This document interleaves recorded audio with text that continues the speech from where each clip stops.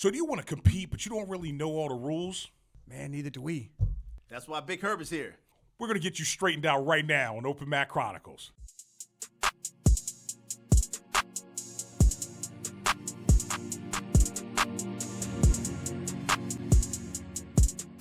All right, you guys, welcome back to Open Mat Chronicles. 1865 Rod coming back at you guys again every Wednesday.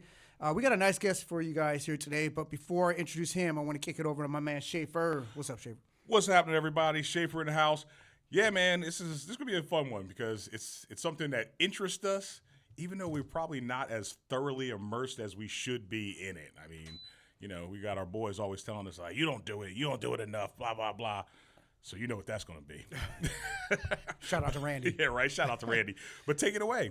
Yeah, so we're talking about like refereeing and competitions, and we have a very qualified person here because this guy does referee, and it's Big Herb. Shout out to Big Herb. What's up, man? How you doing? Good, man. How you doing? Doing well, doing well. Thanks for having me. Yep, thanks for coming in. Absolutely. So Herb, you are a black belt, correct? Yes, correct. Okay, and where do you train right now? So I train at Empire BJJ, downtown Marysville. Nice. No, all right. So who's Empire under? Wait.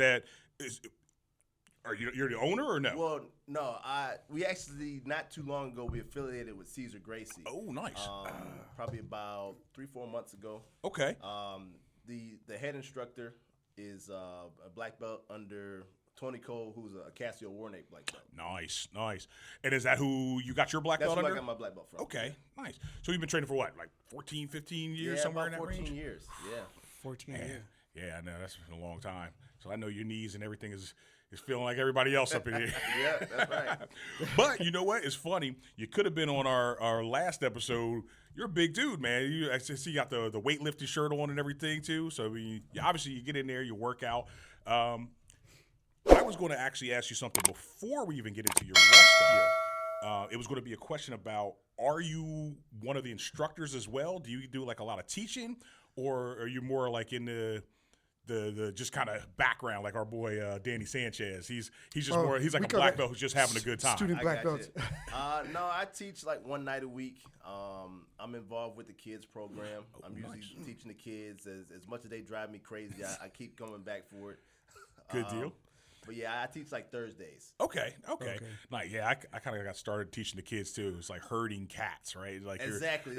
I've heard that saying going around quite a bit, and it can't be any more true. That's it, man. It's like you got kids picking his nose on one side, another kid trying to do a TP trench, and wiping his booger on another kid.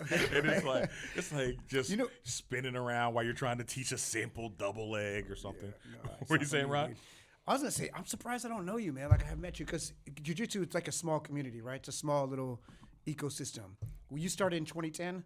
Started in 2010. Well, I guess technically, I mean, when I was stationed in Germany, when I was in the Air Force, I started out doing MMA. I mean, I did some submission grappling, but I didn't know jiu-jitsu at all. Okay. At all. And then, yeah, technically doing like traditional BJJ 2010. Okay, so that's about when I started. I started either late 2010 or early 2011. I can't remember. It was right around that. And I started at Fusion. And we were talking about how, like, when you started, it's always like in a little school that's part of another martial arts school, but they got a little space relegated to the BJJ guys, right? Absolutely. That's right, yeah. So is that how it was for you? Yeah, pretty much. Like, when I first got stationed in Northern California, there was a brown belt, Tony, who gave me my black belt. He actually had moved up from Sacramento. Okay. And he started teaching at a judo school in downtown Marysville. Okay. Little hole in the wall place. Yeah. Nice. And it was me, and actually, who's the head instructor now? It was me, him, and just a handful of people, and it just grew. That's what's up. Yeah. Like a lot of schools, you're right. A lot of them do start that way. You get a guy, he's like, hey man, I've been doing this jiu-jitsu stuff, and he might be like a purple belt or a brown belt or something like that at the time. And they found a school that would like just let them train. They had mats, and they're like, hey man, listen, let me just bring a couple of people in. I'll teach your other students for free. We can all work it in.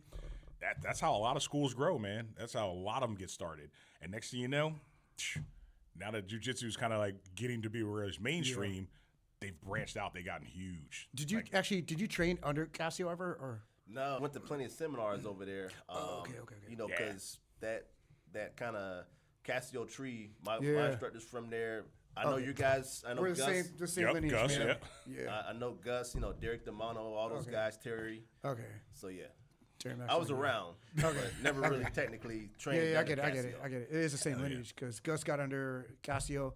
I still don't know Casio's lineage. It's weird. Dude, When you I look know him up, it's like a lot of I don't know branches. where he got his black belt. It's the weirdest thing. Some people say he got it from this one dude, but then there's like other layers in between that. It's very confusing to me. Yeah, I never looked up his lineage either. I'm not sure about that. We have, either. to, we have to get him on We now need to too, get, right? get Casio on here to find Yeah. out. I know, Set like, the break record it straight, down for Casio. us.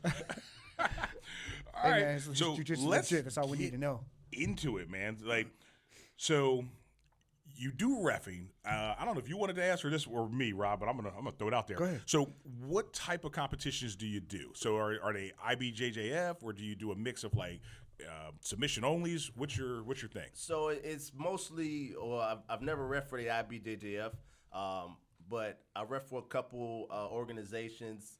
I've never done any submission only, but mainly I ref for the American Grappling Federation.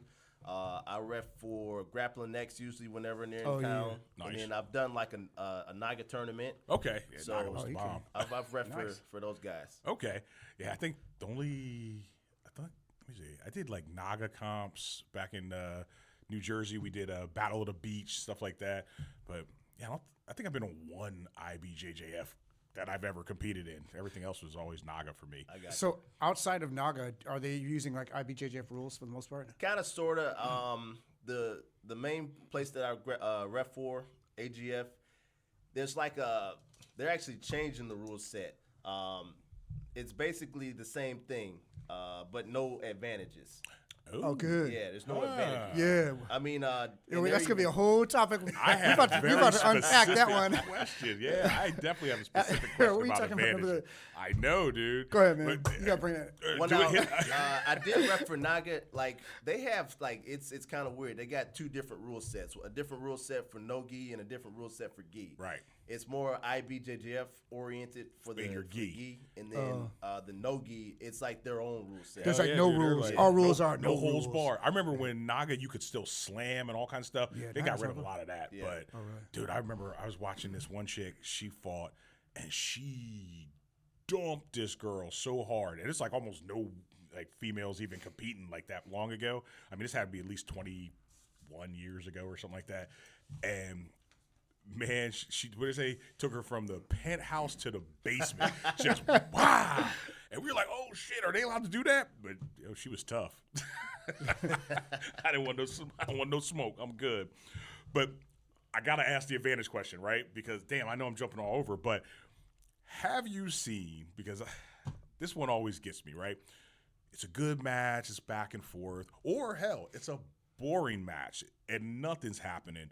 And then in the last like 10, 15 seconds, somebody like shifts to the left, shifts to the right, and they're like, advantage. And then the match is over. They jump up, they rip open their gi. They're like pointing at heaven and everything. Have you seen these, man? I mean, you maybe not, you haven't dealt with it yourself, but you know what I'm talking about, I know right? what you're talking about. I've seen it both ways. I've seen where it'll be like a snoozer, Right. And the whole match will go, and then there's like one advantage at the end. One guy jumps up, like Facts. you said, like he wins the world. Yes. It might be, the local IBJF tournament. Yeah. Okay.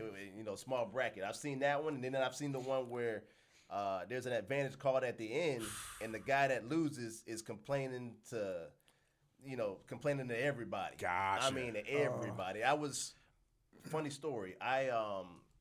So I got into refereeing after actually scorekeeping, Okay. and I was scorekeeping for the first Sacramento Open, and it was I think it was a precision guy going up against a 10th Planet guy, Nice. and a couple of brown belts, and the match stayed in like this guy was in lockdown for like the whole match, and then at the end of the match, the ref gives an stalling. advantage to the top player.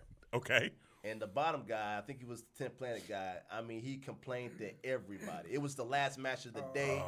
I mean, complaining at the ref, complaining at the head ref. Yeah. I mean, he he should have swept the guy. Yeah. Yeah. How about that? See, What they say, don't leave it up to the refs. I mean, Exactly. look, that was the old boxing thing, right? It was always because you're like, look, man, if you leave it up to the refs, they're gonna see it different than you might be seeing it. You're gonna be sad. You're gonna have a bad time. He was like, I couldn't get my electric chair. Yeah, right. Oh, and you know stay what? here. So, looking back at that match, like I said, I don't do IBJJF reffing. No, not yet, at least. Okay. And there's an advantage for dominant half guard. So, Really? in their rule set. Okay. So, like looking back at it, I guess the right guy did win. Okay, because Well, actually, I don't think he had like a. You're supposed to have like a cross. You're supposed to have a cross face. gotcha. And that's okay. considered dominant Half guard. And they give an advantage for that. Okay. It's kind of hit and miss. You know? So, right. So that's the other thing, right?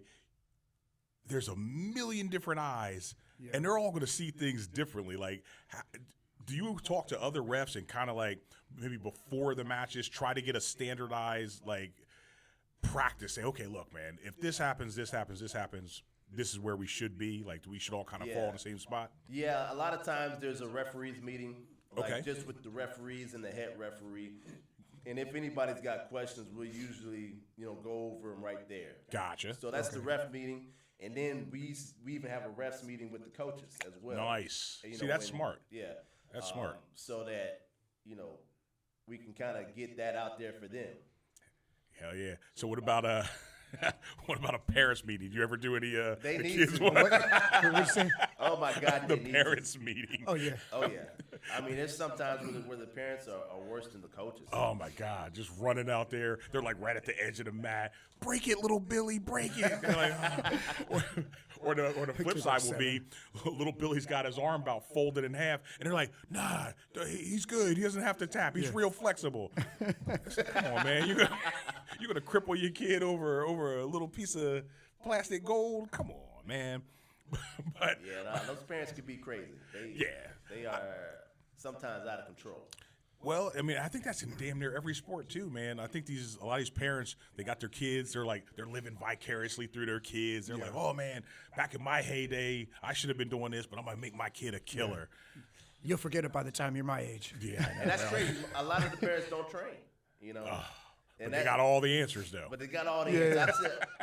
This is kind of takes me back to one time I was up in Oregon reffing a tournament. Okay. And, I was reffing the kids match, and there was a guy I was reffing his son, and he actually worked for the organization. He was the photographer. Nice. So he came over, watched his kids match, and his kid actually ended up like getting this other kid in a submission, but it went out of bounds, right? And the parent, he saw the tap. I was standing over it, no tap, right? But it was a tap while he was out. Yeah, well, no, there was no tap at all. Oh, there was no tap at all. So, Okay. I stopped the match. And the rule set, you stop the match to reset it. If the Yeah. submission goes out of bounds, I give the 2 points for Okay. the submission attempt. Yeah. Okay, gotcha. And the parent, he was the only one that said he saw the tap. Oh, I and see. then Oh, yeah. the kid ends up losing up the match because the other kid ends up going and like spanking him. He After- rallies Yeah, on he him. rallied back. And like after the match, the guy, he yelled at me so bad. And I was like, I heard that he didn't train at all. He was like, learn the rules, ref. Oh, da, da, da, nice. da. Oh, Nice. He's like, I read this book and it says, right? And the crazy thing about it is, like afterward, like he actually came up to me and apologized. That's nice. That doesn't happen very often. Yeah, I'm about to say, That that's doesn't actually happen very pretty often. respectable. But yeah, I mean, sometimes you get the parents, they're the worst. Man.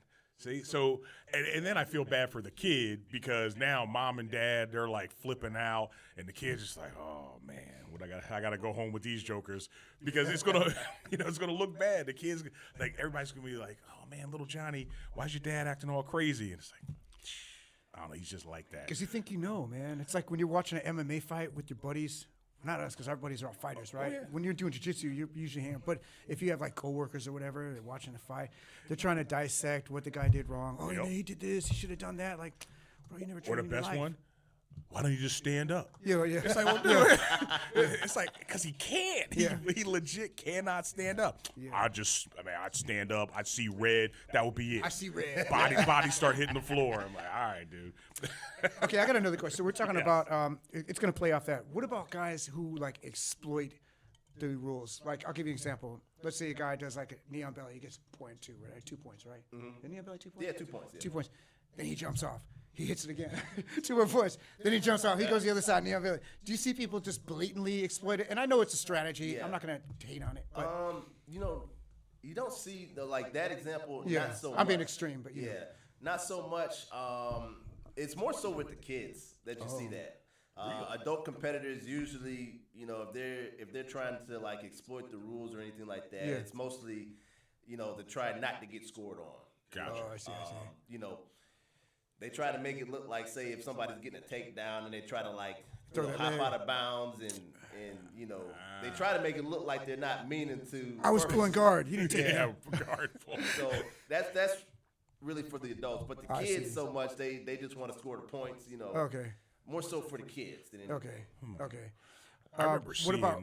I would say I think it was Andre Gaval. He went against some black belt. Dude, he racked up like 50-something points. He's like boom, boom, boom, boom, boom. He just kept jumping around because the guy, I think he said he was a black belt, but he like was a black belt in like, I don't know, Tung Sudo or some shit, right? And he decided, I'm gonna come in there, I'm gonna do this grappling thing. How hard can it be? And he was dancing on it. Looked like he was doing a freaking breakdancing routine on top of him, and just outscored the hell out of him, and then just like choked him out at the very end. But racked up like 50 points. It was crazy.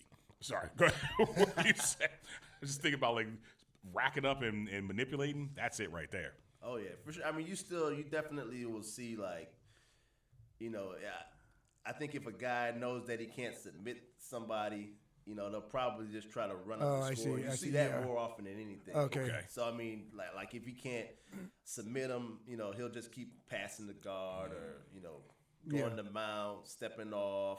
You know, stuff like that. I can't hate on that. I mean, if you try, at least you try to submit Yeah, it. If you can't, you can't, right? The guy's defense too good. For sure. Okay, what about stalling? Is that a big? Stalling's big, and I think like I've gotten better about it. But I used to give people too much time. Oh, really?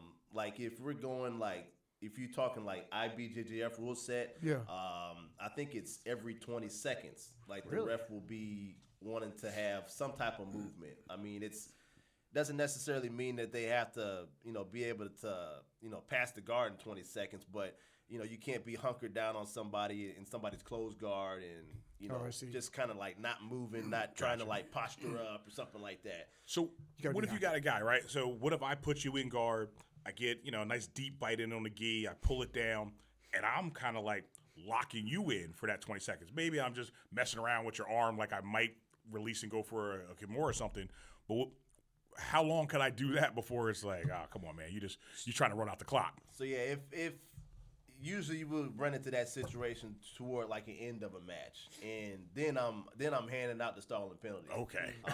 Usually like, you know, a guy's up, you know, 4-2, something like that, and you know, he'll pull in like a lapel and pull him down. Oh, okay. If he keeps him down like this for like more than 25 seconds, all right. Okay. Aaron, why you upset? You just gonna wrist lock anyway. Well, I would just like, I mean, that's just me, you know. When in doubt, wrist locking. Yeah. But see, damn. And That's why I don't compete. And the thing too about that is, you know, depending on like the rule set, you know, you can get you in trouble because you get one penalty, it's just a penalty. Okay. But then you go again, like in American Grappling Federation, you get another penalty. It's 2 points to the other competitor. Really? Okay. And then third penalty is a DQ. Damn. Oh wow. Yeah. Oh, that's real. So I serious. think that's why I like the American Grappling Federation rule set because, you know, you got 3 penalties and you're done. Okay. So and it's 3. It doesn't matter if it's different types of penalties. It doesn't have to be like 3 of the same stalling penalty. It could be 3 penalties. Period. Yep, and you're through. Okay. So there's no overtime in any of these competitions, the ones that you're describing. It's pretty much you're gonna no have a winner. overtime in AGF. There is when I'm refereeing for Grappling X, there's overtime. Their overtime rules are, it's the first. I want to say it's the first 2 points. It's like sudden death. Oh, is it like EBI? Is it like? No, not where they're putting them in like Yeah, back control position. we disagree on that. He likes it. I like Okay, that, go, man. You got me fully locked up, man. Okay, go. No, it's just the restart of the match. Okay. For like Grappling X, it's restart of the match, and it's kind of sudden death where first 2 points is going to win. But then the other thing is, if one competitor pulls guard, it's a negative 1. See, I was about to say that okay. that Yeah. seems like it That's lends neutral. itself to wrestlers, though. Oh, yeah, no. Yeah, I don't know how okay, neutral okay, it is, okay, man. okay, Like, yeah. if you get stuck and I you're see what like, you're hey, overtime, You're right. you're like, holy shit, I used to wrestle. I'm Yeah. about to get this money. Yeah, you're You right, know? you're right. Like, so I can see that's really good for wrestlers. But like I said, if you're a guard puller, And that's shout your out, bread and shout out butter, to man. Cron Gracie. You need just to. So if you're guard pulling, and then you're going to lose a point, Well, yeah, or a negative, right? It's a negative point. It's not the end of the match, but now you got to step it up. now you got to step it up. Now you got to get that sweep. Well, I'm gonna say if you gotta- pull a guard, you should be looking for a sweep anyway. Yeah. It should be like, wow, huh? Interesting. All right, so with these different rule sets, right? Which is your preference? Like, what do you, or two things. First, which is the preference on what you have now? Second, what could you change if you were the new guy and they were like, hey man, what's your new rule? What would it be? So Okay. those two things. My preferred preference is wrestling for repping for the American Grappling Federation. Okay. For a couple reasons. One, there's no advantages. I like that. And Yeah, then that's two, they've added, like, within the last year, they added, like, reversal points. So normally, like your traditional If you bump and roll, you don't get anything, Yeah. right? But now, with your traditional rule set, if you bump and roll somebody, if you're mounted and you bump and roll, you don't get anything. Right. For them, you're gonna get 2. Same I like thing, that better, if actually. I you're- think that's fair. Yeah, I think that's fair I like too. that too. Yeah, because you getting a big joker off you, man. That Yeah. matters. Yeah, That's like- and even if somebody's got your back, right, and you turn into them, that's 2. So Oh, okay, now, so wait a you minute. escape- Now that might be a little much, though. Hold on. No, he's saying you. I know I completely get escape. right. So okay, boom. He's hit me up. I create a little distance, just spin around and you spin around into his guard, into his guard. and I get 2. That's 2 because it's a reversal of top position. Yeah, basically. because I mean you were It's hard you to were do, about man. to you were about It's to a lot. lose, Yeah. and It's now hard you to turn do that, around. Yeah, Okay. I'm cool with that. So I like the I'll rules accept that it. they've kind of come up with, that they've added, Okay. and I would say, what was your So the second would be, if you had the magic wand, you're going to add, change, subtract, whatever. What would you change in those rule sets? What would you like to see? So one thing that I don't care for in that rule set is if it's 0-0, right? The top player always wins. If I got somebody that gets a guard pull and if I got a match where somebody gets maybe he pulls guard or something Right. like So that. this the and he's- overtime. He pulls guard. and maybe the bottom guy's working. Like Right. He's working. He's off balancing the Yeah. the top Yeah. player. He's close to getting the sweep. So there's no advantages. So all even he has if to do the is bottom hunker player down. is more active, since the guy on top, if he stays active enough for me not to Hit him with a DQ penalize or him penalize, for right? stalling, Yeah. he's gonna win. It's like the You perception know, is that he's winning because he's So in even a, if you're a in his better position. guard, so Rod got me in his guard, we're going at it. I'm just like, I just don't want to get swept. And I know we're 0-0. I'm gonna fake this. I'm gonna do this. Time runs out. I win. Even though I'm in his closed Yeah, guard. it depends on what you're doing. Like if you're trying to, if like say you open his guard, Okay, right? You pop get a the leg guard, pass, get half you know, guard, quarter guard, something like that. maybe quarter guard or something like that, but you can't get past. Okay. I don't feel so bad if the top player is working more. Gotcha. But if he's just thwarting off sweeps, and he's trying to stay. He's just trying to stay people low. getting Sweep, then I'm like, I don't care for giving the win to him, Okay. because he's just Totally. not getting swept. He's damn near stalling. I mean, that's Yeah. really, he's just like, just don't get knocked over and I'm going to win. Don't lose position and I'm going to win. Okay, I can see changing that. What about this? Because I've seen a couple like this as well. Well, first, how long are the matches? All for adults, it's all 5 minutes. Okay. For AGF. So, what about those matches where the first few minutes, no points? That way, it gets people to, or the theory is, it'll get them to fight harder for a submission in that first 3 minutes, because if they get swept, if something happens, if they're more aggressive and they lose position, they won't lose points. They won't actually get outpaced. What do you think about that? I mean, I could get behind that. I can get behind, somebody going after the submission early. Right. I could definitely get behind that. With the AGF, I forgot to mention, though, there's actually points for submission attempts, for like deep submission attempts. Oh, okay. That's Arte Suave. Arte Suave too does Yeah. that, right? I think points for a deep submission. Yeah. Yeah. So it's evolved a lot. So it's like one point for like a deep submission attempt in AGF. They made that rule change this year. Before the only advantages that they did have before that was for a submission attempt. Gotcha. So what would you see as a deep submission? So you got these two jokers are going at it. Everything's pretty much tied up.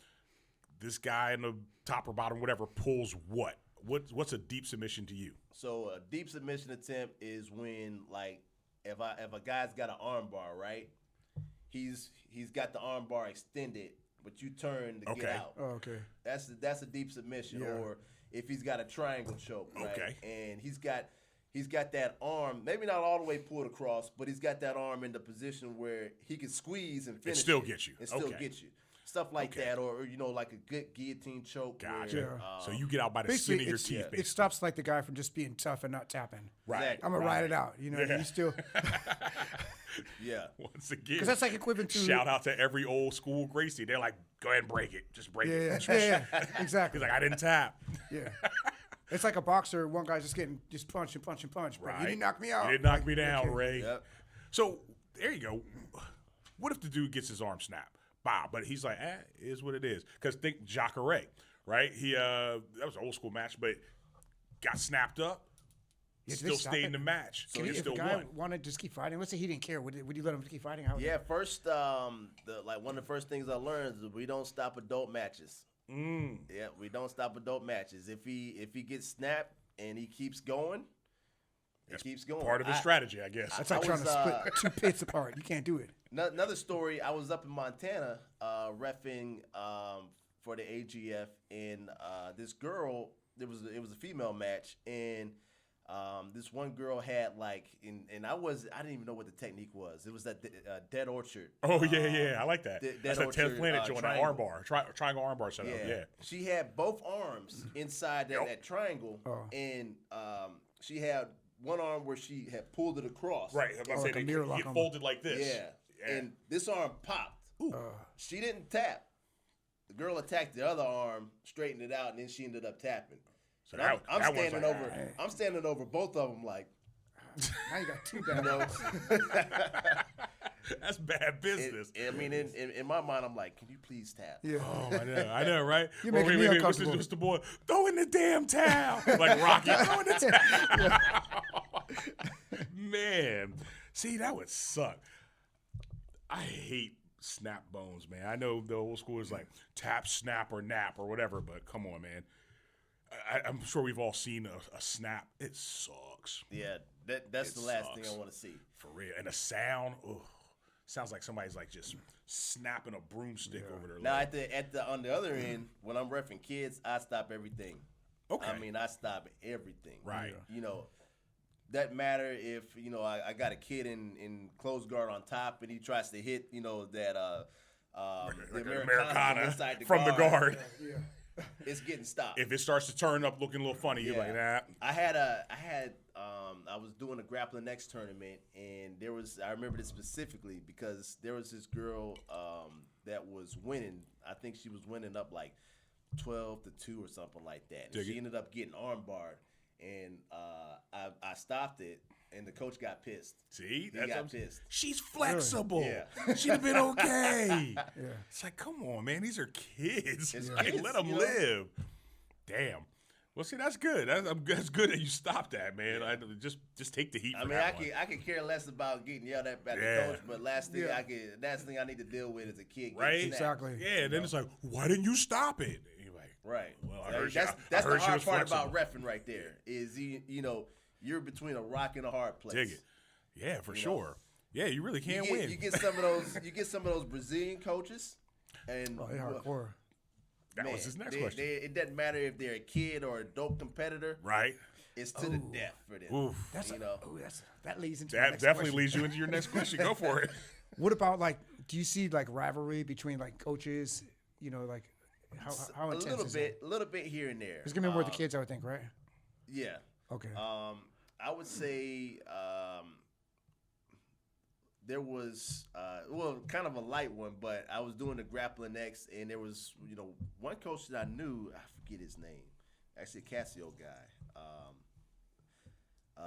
Mike, and I forget the other coach, but it was a blue belt match, and it was close, and I think I didn't call a guard pass that one coach thought was a guard pass, and like they started like, or there was like a stall, and one guy was like, he's stalling, ref, he's stalling, and the other guy's like, he's in a dominant position, and they're just going back and forth.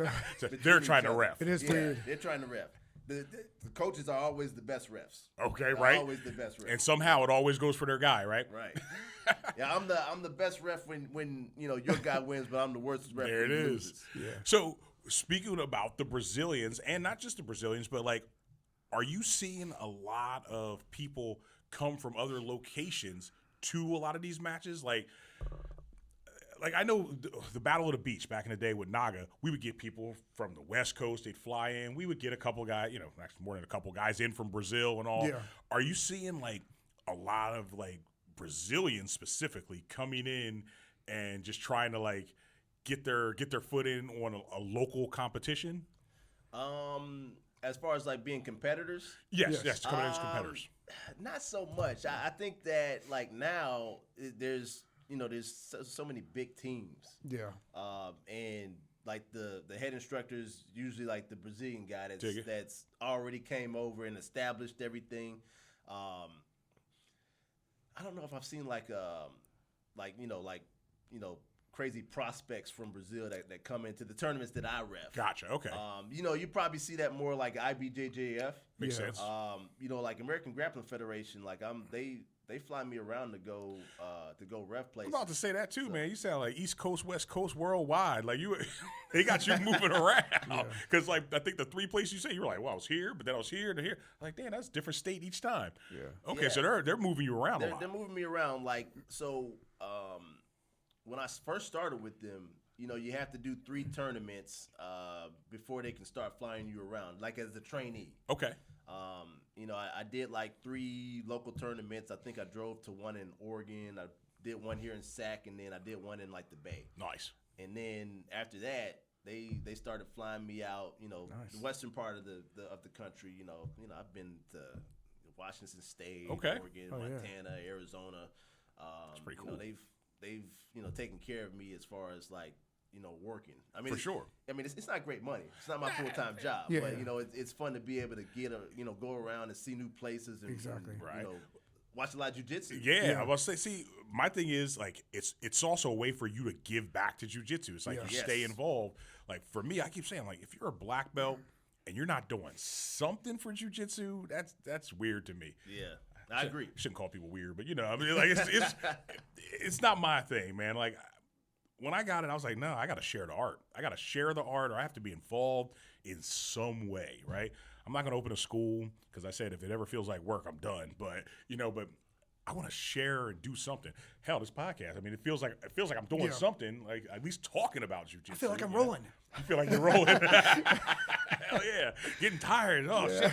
My bones hurt. Yeah. But yeah, man, that's cool that you're at least doing something for it still. Like you're still in the mix. Now, what about you yourself?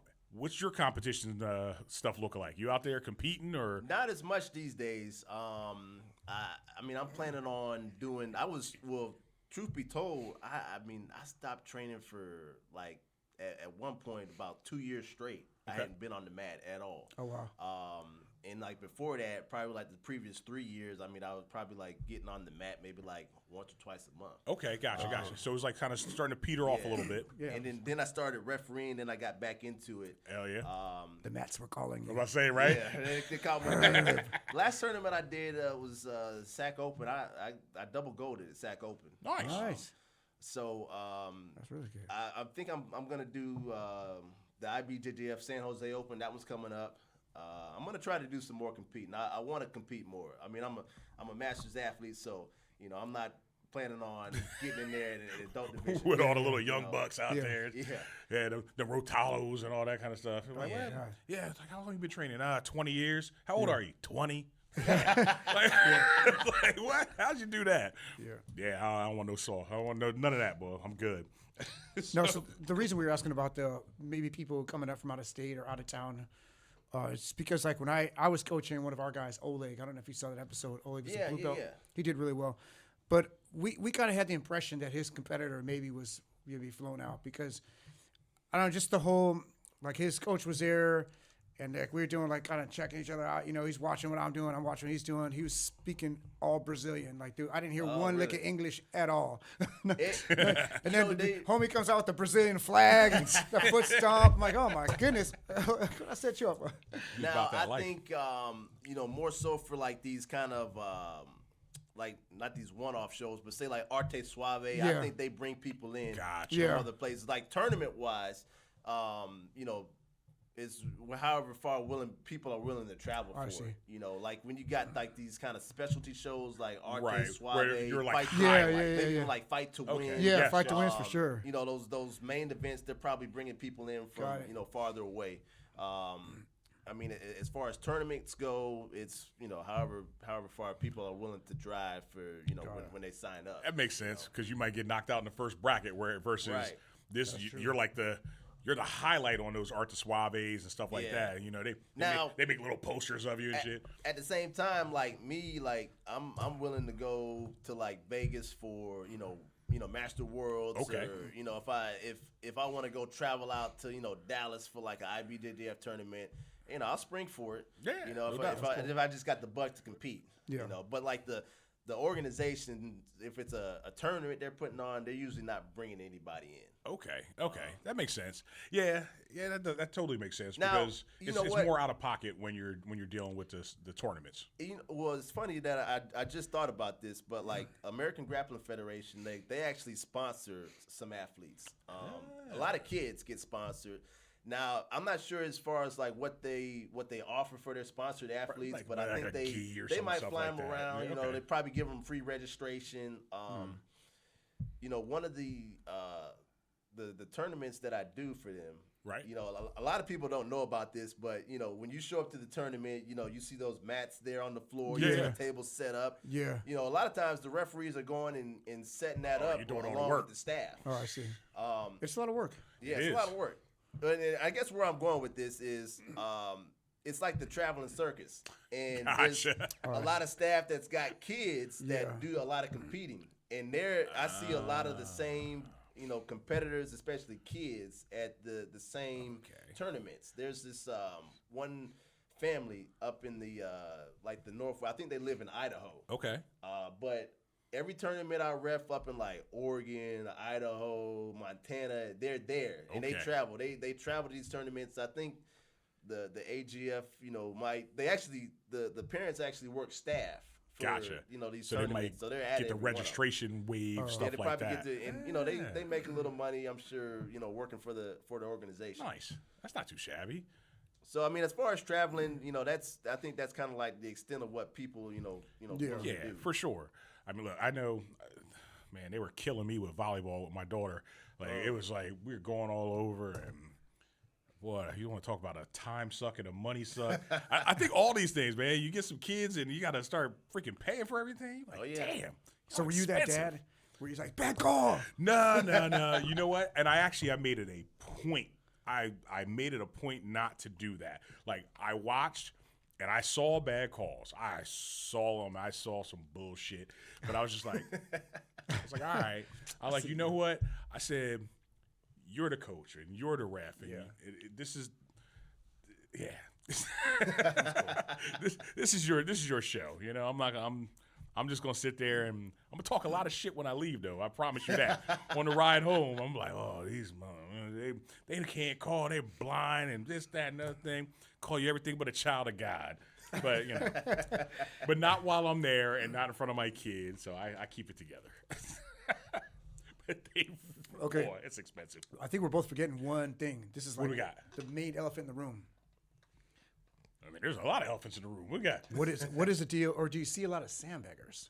oh, Is that a big thing? You know, one, you know, if they are sandbagging, I'm not catching it. I did see. I was doing the Naga tournament down in Vegas, and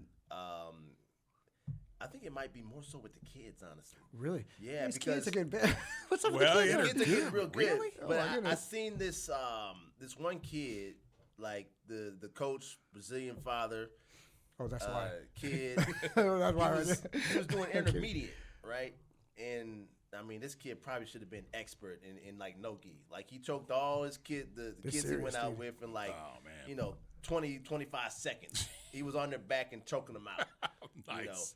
You know, and you know it's funny because I whenever the one time that I did you know, ref for Naga, like the day before you start to enter the competitors inside in the system, Okay. in the smooth comp, and like the coaches are coming up with their students. They're like, well, and the first question they ask is, how long you been training? And then the coaches might be like, oh, he's only been training 6 months, you know.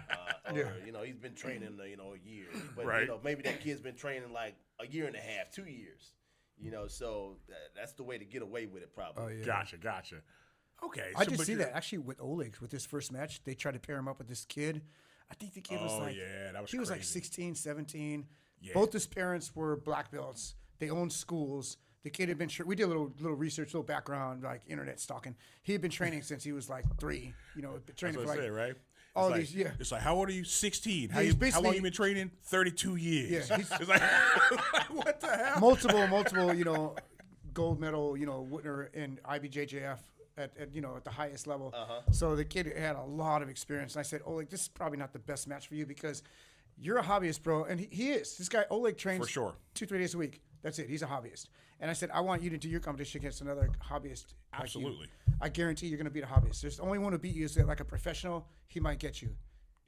Oleg is really good. Yeah. I said, but I don't want you to do your, you know, your first good competition. Actually, Right, second you're one. not. You shouldn't be mat fodder. You shouldn't be Yeah, there just so that the guy can just get a highlight. I want to reel, see you know? against someone that's, you know, comparable. Yeah, and that's what exactly. competition should be. That's the spirit of competition, Right. in my opinion. Absolutely. So I said, don't do that match. But so that's where I saw maybe there could be some little bit of sandbagging. there. And there's probably more of it that goes on that I realize. Just kind of goes undetected. Yeah. I mean, wait, when you sign up for a tournament, you know, have some integrity, folks. Right? Yeah. Yo, so Now they kind of they try to guard against that with the IBJJF. Any of the competitors out there know that, you know, whenever you rank up in the IBJJF, you have to send in all the paperwork. It's a Right. pain. Oh, okay. Because they really try to guard against that. which is good. See, and again, that helps because it's like the biggest thing out there, right? You know, so I get that. But you're right. For like the smaller ones, how do you really check it? And you're Yeah. right. Just have some fucking I integrity think a lot because of it is with the school, though, sometimes. yeah, School would, and it is. It's a school because I've seen people. They're blatantly pushing purple or whatever, pushing blue belt, and it's just like, well, I'm gonna hold you back for a couple more competitions. It's like I know you probably should be XYZ belt, but I want to see you win this tournament. I want to see you win that tournament.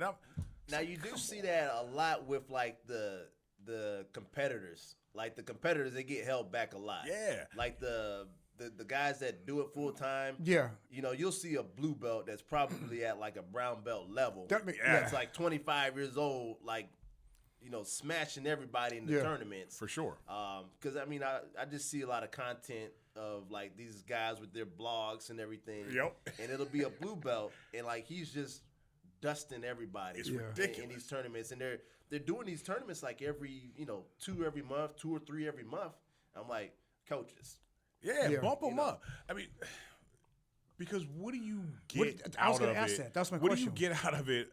Like, how can you be proud of that? Well, how does the school benefit? Like, if it could see if it's a professional competitor, maybe they would, right? see it's how the gonna school have can it benefit, under their yeah. school. Well, you know, Bunch of trophies and shit. it's Yeah. it's funny because a lot of these coaches, they really get ate up about that team trophy. They you know, you get those points at the end of the tournament for like you're the right. team Yeah, part. yeah. The team part, Yeah. you know, you got your kids competitors, your adults competitors, and You know, they want that trophy up in the Gotcha. academy. Yeah. And I was about to say, You know? so really, it's clout. Yes, it's Yeah. It's street clout, cred. but it's dishonest clout. Yeah. You know, like with those full-time competitors, those ones that are in like their 20s, Right. you know, the 25-year-old. I remember I seen this girl at the SAC Open. She was a blue belt. She beat everybody. I mean, beat everybody. And I think she was I forget her name. She was from Atos, and she's just racking up these IBJJF tournaments. And I'm like, when is she gonna get the bump? Yeah. Like, well, what good is this doing her keeping her down here if you're just keeping her to win? Yeah. But yeah, you see that a lot with the full-time competitors. Gotcha. You know, I at least understand the strategy behind that. Yeah, I But get it. I'm I talking, get it. you got like a 40-year-old guy or late 30s. He does like 1 or 2 a year. I'm gonna hold him back, man. yeah, You no, know, that's no he's good. hobbyist. Yeah, For real. He's yeah. clearly a hobbyist. That's a good way to have somebody just say, I guess this ain't for me. But yeah, I don't want to see that either. I don't want to, like, I try to always tell people, just be honest with your promotions, man. Like, if they put the time in, they put the work in, compare them to how they were in the past, you can see clear freaking progression. Man, belt these jokers up. It's like, Now I've got like we got a blue belt in our academy. right? 18 years old, been training for a long time, and he stopped training like, you know, I think from when he was like maybe 13 or 14, and then just came back when he was 18. Okay. And it's almost like he didn't lose a step. I mean, That's amazing. he gives me fits on the floor. But I mean, it's one of those things where like we want him to compete. You know, Right. We do want him to get one in. You Yeah. know, and he hasn't competed. You know, since he was a kid. Dig it. I'm like, I want him to get one in, man. Yeah, see, and I can say, like, Yeah, I all right, get go it. ahead, I get get that. one, I get get that. one, I get want see him the to get one potential, in, right? You know, I mean, I don't think it's not like one of those situations where we're gonna like, you know, have him compete at this for like another like 2 years. That's Right. just ridiculous. Right, because now he's got, 6 years in plus, and he's like blatantly at purple belt level, but it's just like, nah, go ahead and get us a couple more trophies first. Yeah. It's like, damn, dude, that's wrong. Yeah, That's that, dirty. that I'm not with. Yeah. Okay, yeah, that's too dirty for me. And you know, sometimes it's funny. I do this every now and again. Like when I'm out on the mat reffing, Right. and I'll see a white belt match or a blue belt match, and I'll see like the blue belt competitor just got, you know, great technique or something like that, and he'll win the match, you know, whether he subs him or not. I'll turn around to the coach and I'll be like, Time to bump him Level up. up. Level up. you know, See, that's cool. And it's really cool if the coach actually goes, hey, you know what? You're right. It's like, it's obvious now. It's like, because here is a possible other scenario, right? Maybe, yeah, he's kicking ass and he's wrecking shop on all these jokers in the tournaments, but maybe in his academy, he's middle of the road. You know, it's possible that you just got this bang shang-a-lang academy who just, they're like, hey, man, we don't lose. And he's not at the level that they consider purple belt at their academy. And I can respect that too. I mean, damn. I mean, I guess they exist. There's got to be some academies like that where it's just everybody, they're hold it to a totally you know what? different And I standard. think like the you AOJs. get those big schools, the Atos, you know, headquarters down in San Diego. Yep. You know, maybe like, you know, Checkmat Right. Academy. Those guys, they're competition machines. You know, and I think they just kind of hold those guys to like, you know, higher standards. standards. Yeah. You know, there's probably not a whole lot of hobbyists in those places. No, you're right. The hobbyists don't survive in those type of environments. You know. They go in there and they're just food. It's Oh, that like, was the other thing with It's like, nah, Oleg's man, guy. I'm He was not with he this. was a Checkmat guy too. So I'm like, I'm putting all this together. I'm like, this guy ain't local, dude. I don't think. Okay. So he was in there trying to eat. He was trying to tried. That's funny. Damn. So I'm trying to think what else we got because you definitely gave us a lot of insight on the freaking competitors too, dude. So I got another one. Your suggestion. What would you suggest? First tournament. You know, we got some new guys in here. They're like, man, I want to do something. What do I do? I mean, as far as like what you should try out, or Yes. Can I add to that? Yeah. Oh yeah. Not only what you should do, like when should you do it. And the reason I ask is that I see sometimes you see the guy, how long have you been training? I just started 2 months ago. I'm gonna go compete. Like, bro, you just learned how to pull guard last week. so It depends on the on the student. Like if you got somebody who was a D1 wrestler or something like that, Okay. they come in 2 months, they're already like maybe not mopping up your boots, Right. Yeah. but they're a handful Well, already. yeah. we have our stereotypical guy that we talk about. Yeah.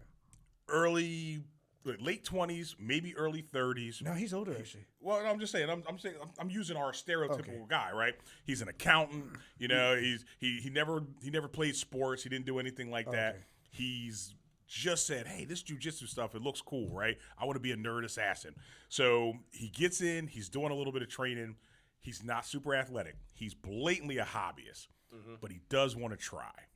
Like for that guy, for that stereotypical middle of the road, I just want to give it a shot, guy. I got you. Well, first I would tell him, don't worry about winning and losing. All right. Okay. Don't worry about winning and losing. It's not gonna hold any weight of we're gonna be disappointed if you don't bring home Right. gold. Yeah. But I would also say, I would probably, if you're just kind of like middle of the road, standard, new jiu-jitsu student, probably you shouldn't compete until maybe 6-7 months of training at least. That sounds I would about say. Yeah. Get some fundamentals down. Yeah, because get some fundamentals in. It'd be cool if they get past, like, if they're in a spazzy state. Right. You got to get past that spaz state. So they're not just like wailing around, break Yeah. somebody's Yeah. wrist or poke them in the eye. or hurt themselves. Or you that. know? Yeah. But yeah, I would say you got to have like a base set of. You don't have to be fully developed, but I would like to have them be able to, properly, do a sweep on somebody that's just coming in. Gotcha. Like a brand new person. Gotcha. You know.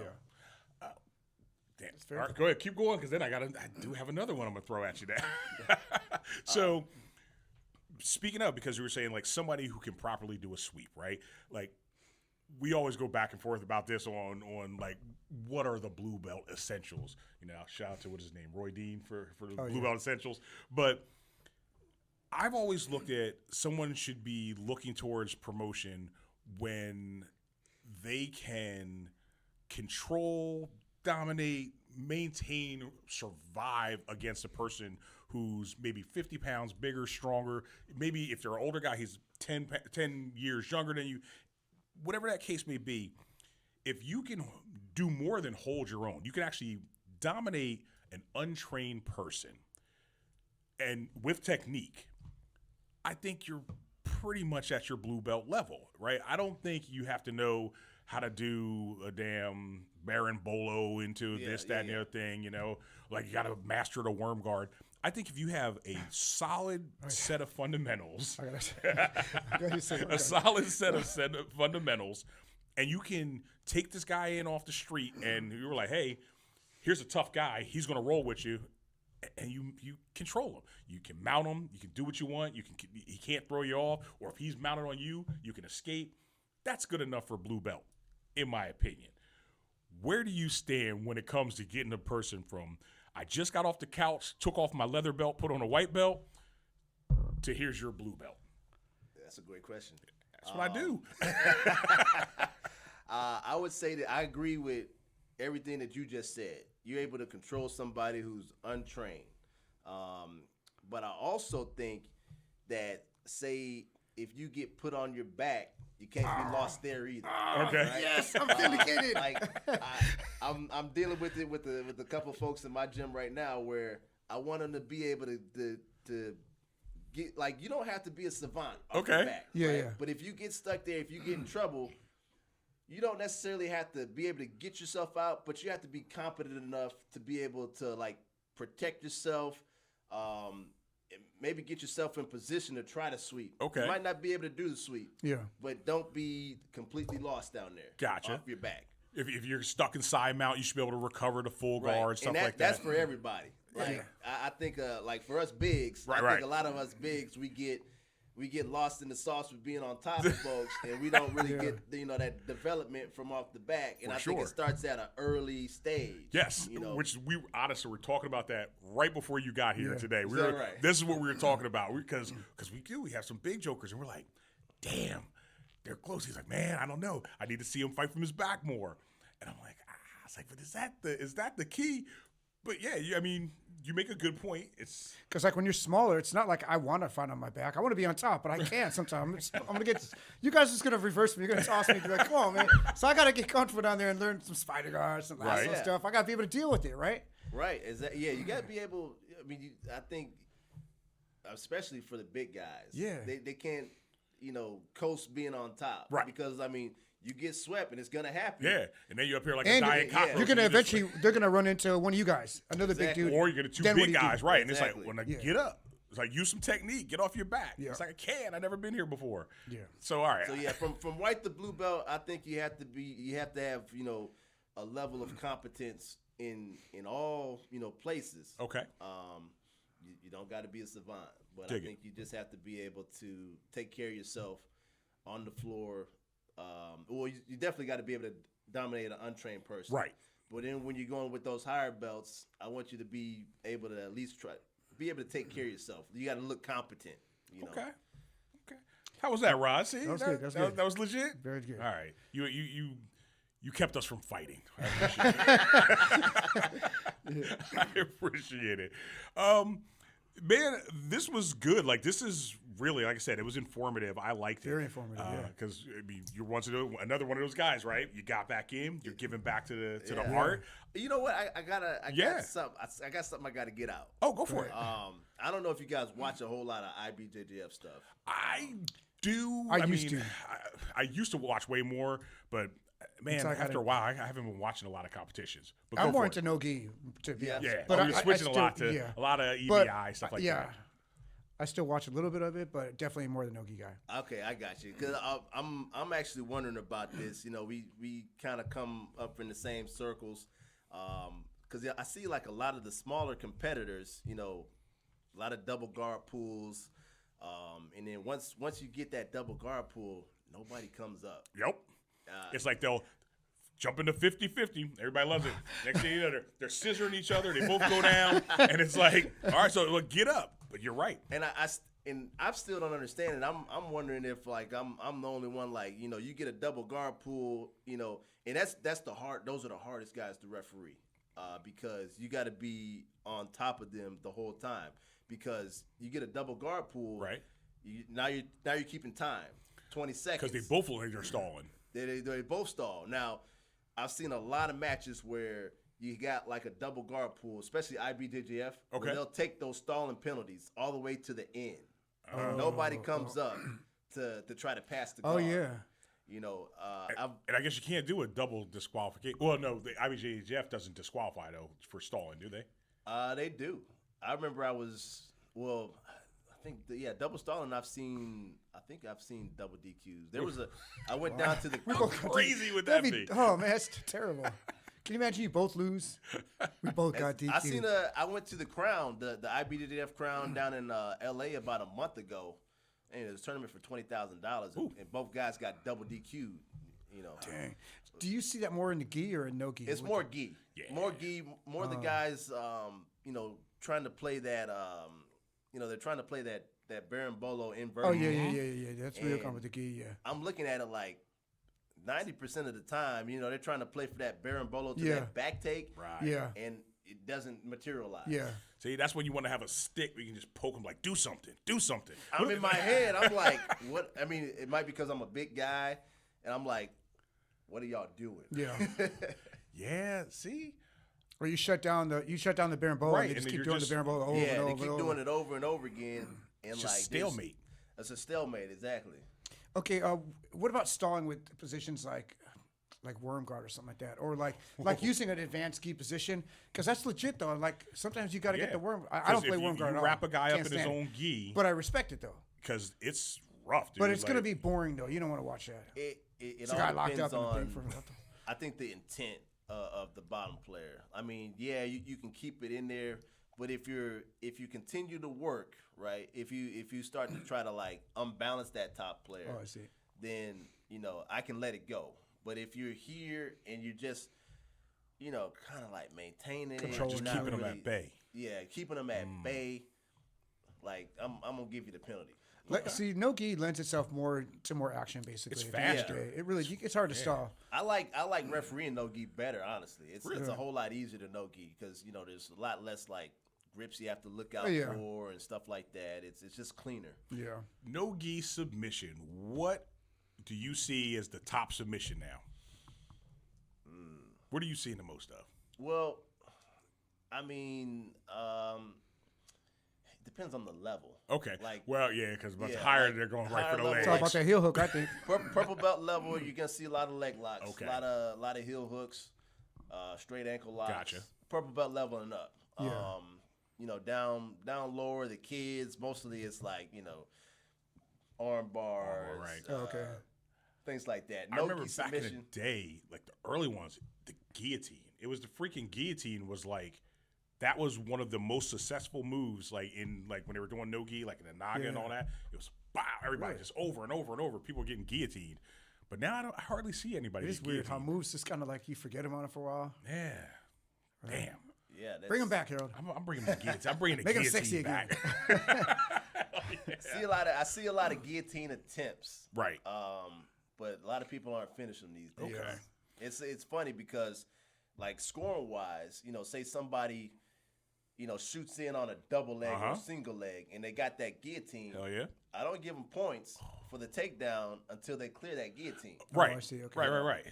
Well, say that's fair. Yeah, because I mean, if you're still stuck, hell, man, I remember like hitting the 10-finger guillotine and all that. Nobody does any of that stuff anymore. Yeah. Man, I feel old. I feel like I'm gonna bring it back, Rod. I'm teaching that tonight. I'm teaching that tonight. I'm the same way. I'm standing up there. I'm looking at the competitors, and I'm like, I see so many tactical mistakes. Whenever I'm like refereeing, Right. I'm like standing up over. I'm like, match might be tied 2-2, and blue belt match or something like that. Kid's on top, and he drops back for like a straight ankle lock. Yeah. I'm like, It's like you just had a are you dominant doing? position. handed him the sweet kid.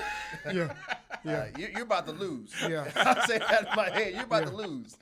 That's crazy. Damn, maybe we should ref. We should have like a little. You ever just do like in-house tournaments too? You know what? Not yet. Back when I was coming up, there was more. Yeah, there Now, used to be I a lot think of I'm gonna in-house try to- tournaments, yeah. man. Gus is Damn, talking we never about that, see actually. those. No, he's talking about doing that. I like to see like like some local kind of like 3v3. There's a lot of like these. Oh, that'd be cool, 3 too. versus 3 Yeah, tournaments. yeah. Oh, yeah. I think it's submission on the shore. They do a lot of these like kind of like 4 versus 4, like Okay. baddest blue belt type of tournaments. Oh, yeah. That'd be cool. Yeah. Yeah, those are That'd be pretty cool. cool. I like seeing those. Hell yeah. All right. Well, damn. This was I fun, don't wanna man. run too long because I mean, now I'm just like, this is interesting. We might have to bring Yeah. you back so we can just talk more of this stuff as we progress. Because I think we've been getting a lot of our guys who have been asking about tournaments and competing, and it's like it'll be a good reference. We can start pointing them in the right direction, if nothing Yeah. else. You know what they should do too? They should do a class on just the rule set. You know what I mean? Because like, how many guys you learn one rule here, one rule there, unless you start competing. But just do the whole class on all the rules. See, Break them all that's down. where, and then an in-house tournament that would work. Yeah. Because you fill it all out. Say, hey, this is what you do. Now, as much like grief that I give the IBJJF, like whenever you get like black belt certified, you have to attend like the online rules class and everything like that. Oh, okay. Gotcha. To become like a referee for them, you gotta attend like you gotta pay $90 Oh, to okay. get into the rules seminar brief and all that. Right. So I mean, they try to put it out there for the folks to try to like learn. Yeah, I mean, they want to keep the knowledge base solid. I mean, they want to have everybody on the same page, which makes sense. Yeah. Because, good Lord, there's a lot of different rule sets, man. Oh yeah, there's a lot. I guess that's why they're still the biggest one. They are still the biggest one, right? IBJJF? IBJJF is probably like the biggest one. ADCC. Well, yeah, is like I mean, as far as competitors go, they get a lot of competitors. Definitely. Too, Definitely. All right. Good deal. Well, sir, Big Herb, I'm telling you, We definitely appreciate you coming out here and talking to us. Hey, thanks for having me. Hey, Yeah, man, it's this good was stuff, man. awesome. Like, it's kind of, I don't know that it rekindled my desire to go compete. I ain't going to go that far, but it does make me want to actually start watching a little bit more competitions, I think. I'm gonna get in it. Because when I say, like, if it's important to you, you'll find a way. If it's not, you'll find an excuse. So you're making me find a way to start watching this shit again. There you go. Because I don't like to not be in the know. You know what I mean? Like, I don't want. I hate not knowing shit. Well, that's why I'm glad we had him on, because I learned a lot. You know, a lot Yeah, of that's stuff what I'm saying. This was I know solid. that. This was solid. Cool. Well, sir, is there anybody you want to give a shout out to, especially your school? Because I know you're gonna. Empire Brazilian Jiu-Jitsu, Marysville, California. And the folks that I work for at the AGF are awesome. Robert Martinez, his wife, the crew, all the staff that I work with a lot. Like I said, it's like the traveling circus. And you get used to seeing these people, 2 or 3 times a month. So shout out to all of them over at the AGF. Hell yeah. Cool. Well, shout out to them. We appreciate them freaking keeping you up to speed and keeping you flying around and working. That keeps your knowledge solid, man. So you can keep sharing the art. Yeah, everybody, we'll put all that in the description below. Oh, Shout everybody out, and we're good to go. Cool. Well, I think that pretty much covers everything. Thank you all for tuning in. I mean, if you got us questions or got questions or opinions, especially about, hey, what's the best rule set? What would you change about jiu-jitsu as far as the rules go? Actually, put that in the comment. That's a Yes, good one. sir. Here. Put it in the like that. comments. I like that. Your pet peeve on competition rules? Pet peeves. Throw that in the comments. What grinds your gears? All right, everybody. Well, thank you for coming out. God bless you. And have another good day. See you next week. Us.